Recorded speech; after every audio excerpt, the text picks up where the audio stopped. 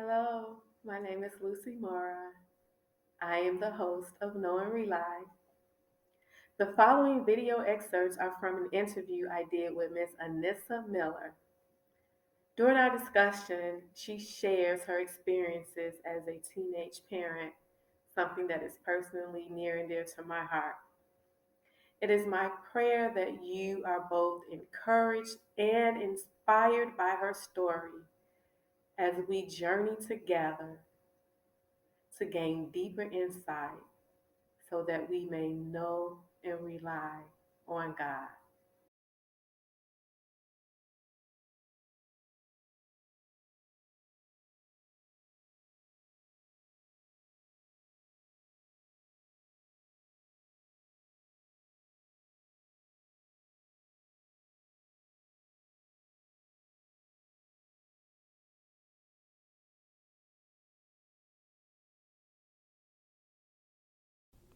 Welcome to Know and Rely. I'm your host, Lucy Mora, and today we'll be discussing a topic that's dear to my heart, teenage parenting.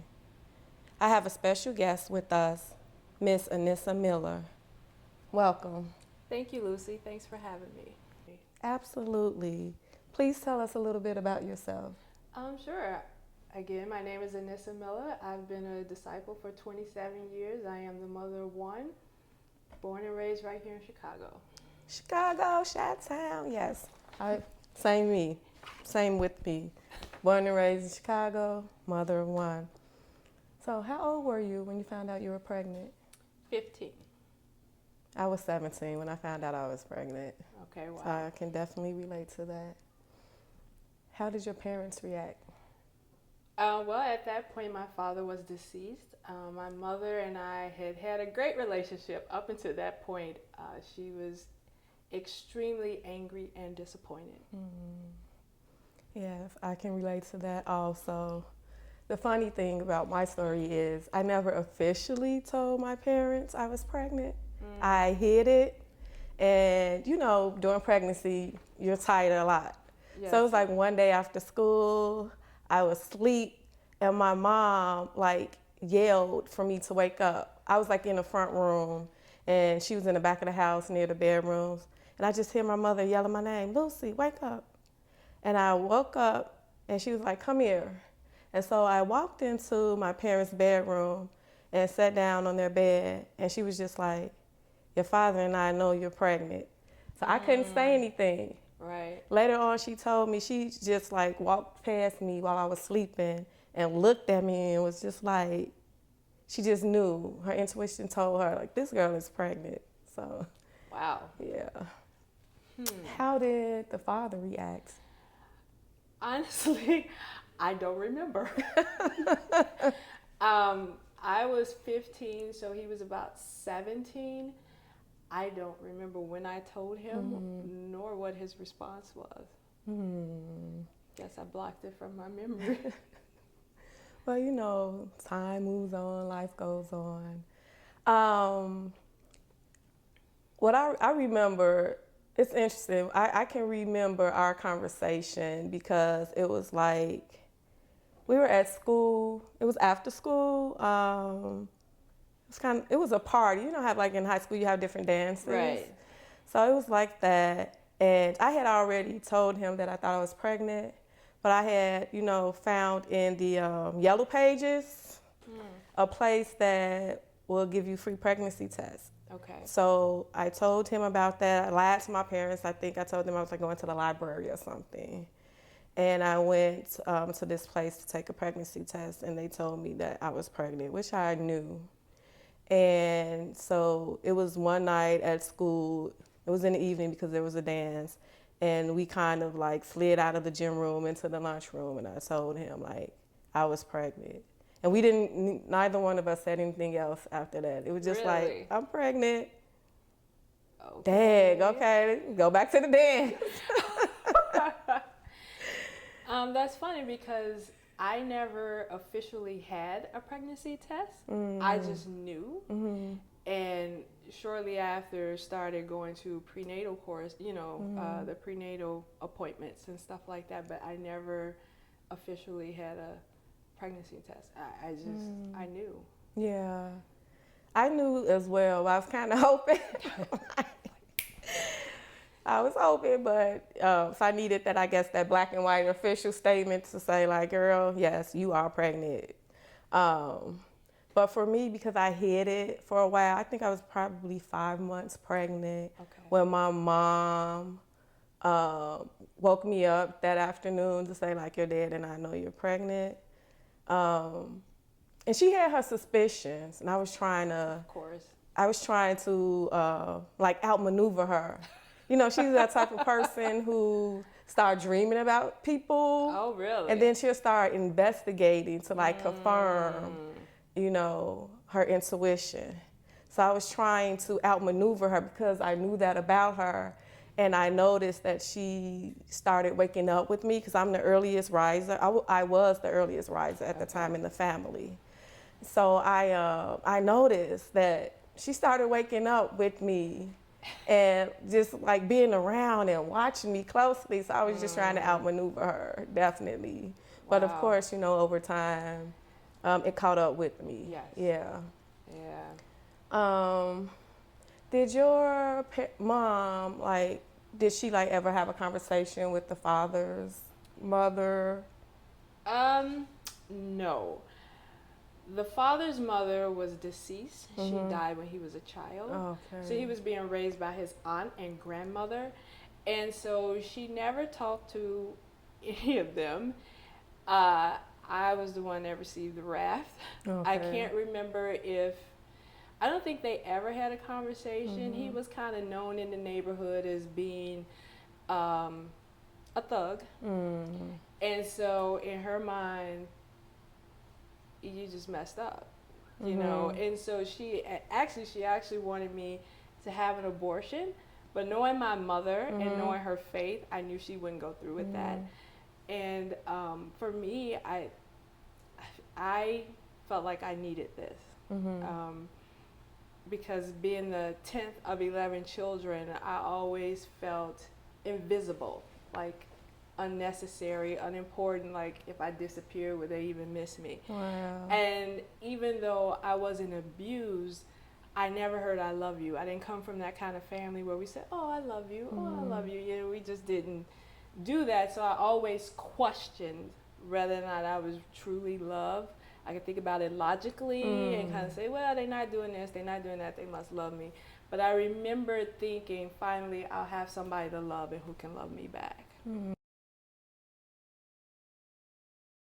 Now, every woman who's had a baby has a delivery story. Do you remember yours? A few things stand out. So my mother and my older sister took me to the hospital, whereas I thought my mother would stay. My son's father was also there, so I thought he would leave and she would stay. She left and he stayed. And I was really kind of surprised by that because I really didn't want him there.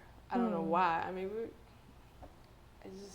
but he was there through the entire process. And actually, I don't remember anything after the epidural, really. that was it for me. I do know labor started at like 5 in the morning. And because my mother had 11 children, she was like, it's not time yet. Okay. And so by the time I got to the hospital, it was about 2 o'clock in the afternoon, or man, it was later than that because Maurice wasn't born until 8 p.m. Okay. So it was a whole day of moans and groans, and then he was born. Yeah. My story is so funny to me. My son was born in September, so late September. Okay. And in Chicago, September, you know, that's the year when everyone goes back to school. Yes. So everyone had left the house. My dad was gone to work. My mom was off to work. My siblings, the last person had just left out the house to go to school. And I was watching the news, Good Morning America, I believe, in the living room, yes. And I was getting settled in, ready for Oprah to come on at 9 o'clock. And suddenly I felt the need, like an urgent need to go to the bathroom. So I got up and I went to the bathroom, didn't think anything of it. And then I went back to the living room because, I'm ready to watch Oprah. And not even 2 minutes later, I felt that sense of urgency again. So I got up again, rushed to the restroom. And as I was walking away from the restroom, like these pains just hit me. And it just made me stop in my tracks. And then so I knew that the baby was coming. So I called my mother. She was downtown at work. Oh no. She said she would call to have somebody come get me, and then that she would meet me at the hospital. She ended up calling my son's father's mother.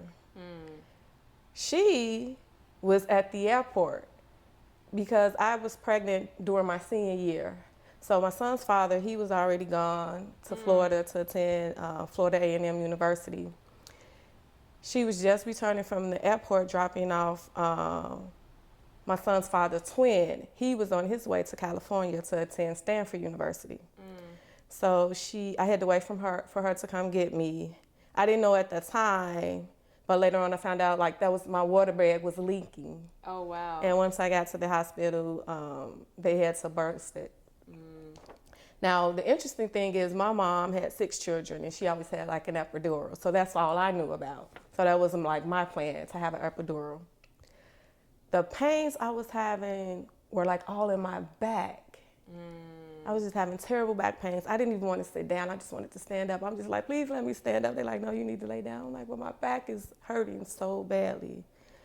So when the doctor came in to give me the epidural, and he was like showing me the position I needed to be in, and he was telling me like, you have to be very still. I was like, no, I just was like, forget it. I didn't want anybody to touch my back. I was just in so much pain. I was just, no. Then, how you're hooked up to all the machines, so they're monitoring you, they're monitoring the baby. Right. And a few times, some duress signals came up for my son, and they said he was having trouble breathing, or trouble getting oxygen. Okay. So they gave me oxygen, and then they said they needed to induce my labor. So I was fine up until that point. I was fine without the epidural. But when they gave me the medication to induce my labor, it was terrible. I was delirious. I still don't know what happened to this day. Now, my mom and my son's grandmother on his dad's side, they always want to bring up the story of how I was just for hours saying, I can't take it anymore. Oh, wow. They was like, you just said that for hours. And the doctor get concerned, and they told the doctor, like, she's all right. She's been saying that for hours. Because I started labor right before 9 a.m., and my son was born at 9:06 p.m. So I basically had natural childbirth. So yeah, that was like my story. And eventually my mom made it up there, my dad made it up there after work. So it was like my mom, my dad, and the father's mom who was there. Okay. So that's kind of like my adventurous It's definitely story. an adventure. It is. So, like, how did becoming a teenage mom change your life? Like, thinking about your life prior to becoming pregnant and then after becoming pregnant, how would you say your life changed? It changed dramatically. Again, before getting pregnant, I was very quiet, very insecure, very, I didn't have a voice. I didn't know how to say, no, I don't want to do that, because all of my siblings were older than me, except one. So I was always being bossed around, told what to do, So I didn't feel like I had a voice. And I clearly remember like that moment when I was like, oh my God, I'm pregnant. I was raised in the church. Obviously, I was not following the practices of the scriptures, but I always felt like God was there. And so in that moment, I remember praying, it's like, God, I don't know what I'm doing. There's no way I can do this on my own. So I need you to give me what I need so that I can raise this kid. And remembering the story about Hannah, how she prayed for a son and promised God that she would give him back to him. I didn't say not really understanding what it meant, but I was like, give me what I need so that I can be the mother that I need to be for this child and give him back to you. And so and I felt immediately different, not immediately, but I felt different. I felt like now I had to be stronger. I had another life that was going to be dependent on me. So I got a lot of dirty looks. I was 16, but I looked like I was 14, and I had people looking down on me, and I didn't cower under it. I felt like, I could stand up with my back straight and be like, you know what? It is what it is. Yeah. It's not a perfect situation, but I'm going to do this. And I did. I felt empowered in a sense because I now had a responsibility. I had a reason for being here. Yeah. And so that's interesting. It makes me think back to some conversations I had with my mother and her own experiences because she was a teenage parent as well. Okay. And just her sharing how, like, becoming a mother gave her two things. She felt like it gave her love, that she now had someone in her life who would love her. Yep. And then that it gave her courage, because she said that she as well was kind of like, she would kind of like cower beneath the people who were trying to be authoritative over her. But becoming a mother kind of gave her that voice and that inner strength too, because she had someone looking to her to take care of her. And for me, it's interesting. Like growing up, we went to church, but we were not taught at home biblical values. Like the sex talk was, when you get 16, I'm gonna give you some birth control. Okay. That was kind of the sex talk. And then my mom didn't always go to church with us, but she made us go. There were times we were one of the kids where, you know how like back in the day they had the school buses? Yep. And the school bus had like the church name and logo painted on it. And I remember like this woman, I cannot remember her name, but I remember her coming to our house, knocking on the door to pick us up for church. And so my mom made sure we were up and dressed and out going to church, although she wasn't there. And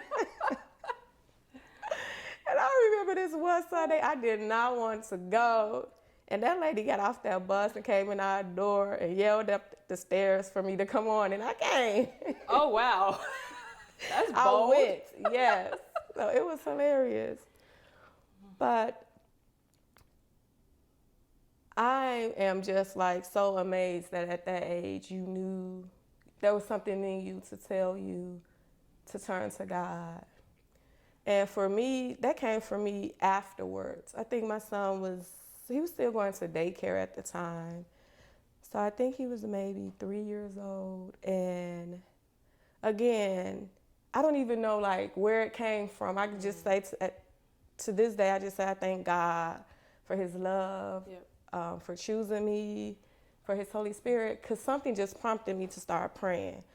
At that time, my morning routine was, get up, get myself together, get my son together, take him to daycare, and then travel from the south side of Chicago to the north side of Chicago because I was attending DePaul University. As I mentioned earlier, it was my senior year when I got pregnant, and I was determined to still go to college. So I had my son, I graduated from high school in June 93. I had my son September 93, and then I started college January of 94. Okay. So that was kind of like our routine, me taking him to the daycare and then hightailing it up north to Lincoln Park campus of DePaul. And one day when we were walking to the bus stop, something just prompted me to start praying and asking God to show me the right way to raise him. Wow. I was just like, I wanted it to be different. And I always had in my mind, and this is something that kind of drove me as I raised him, that this cycle stops with me, Teenage mom cycle, teenage parenting cycle is gonna stop with me. But I didn't know anything. I didn't know what to do. So I just asked God to show me. And so when I was attending DePaul, and one of my classmates and we were studying together for a midterm, and she started talking to me about her church and the Bible talks that they were having on campus. I immediately knew, like, this is it. Like, this is my answer from God. This is the answer to my prayer. And that's actually kind of like the beginning of my story of becoming a disciple. Okay. Yeah. I didn't realize Kenny was that young when you started coming to church. Oh, wow. Yes, because I began studying the Bible in the summer of 97. Okay. And he was born in 93. Okay. Yeah. Wow.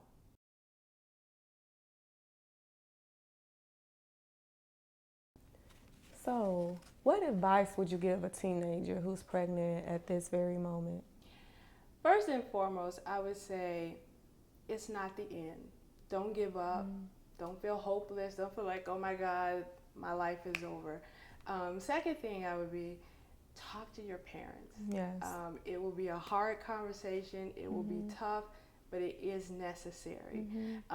If you don't have that kind of relationship with your parents, because I know there are situations like that out there, find an adult that you respect, who you know cares about you, and get their input in their direction. And last but definitely not least, pray. I mean, as you hear from this, God has definitely brought us through. And we were at points where we were not even in a relationship with God. We knew of God, but really wasn't living the life. And yet he still answered our prayers and helped us with our children. So as you're seeking out an adult to talk to help you through this, definitely seek out one who can guide you spiritually, and just start crying out to God even before you feel like you're at a place where, oh my God, I can do this. Just cry out to God. He is always open to listening and helping his children. Always. He will not say no. I definitely agree with absolutely 100% everything that you just shared, and it's definitely talk to an adult. And as she said, if it's not a family member, maybe it's a teacher or a counselor at school or a coach if you're on a team. But God is able. And if you seek him, he will come to you. There's a scripture that says, draw near to God and he will draw near to you. Know that you're not alone. Yep. You are not alone. There are resources out there to help you. Absolutely. Your life isn't over. It's not the end. You don't have to give up on the hopes and dreams or goals you set for yourself in the future. That's right. You just have someone else who's going to be along for the ride with you. Yep. But I would like to leave you with this. God takes care of his children. Yes, he does. And he will take care of you and your baby. And that concludes today's episode. Anissa, thank you so much for the wonderful conversation and sharing your wisdom with us. My pleasure. It was a great time.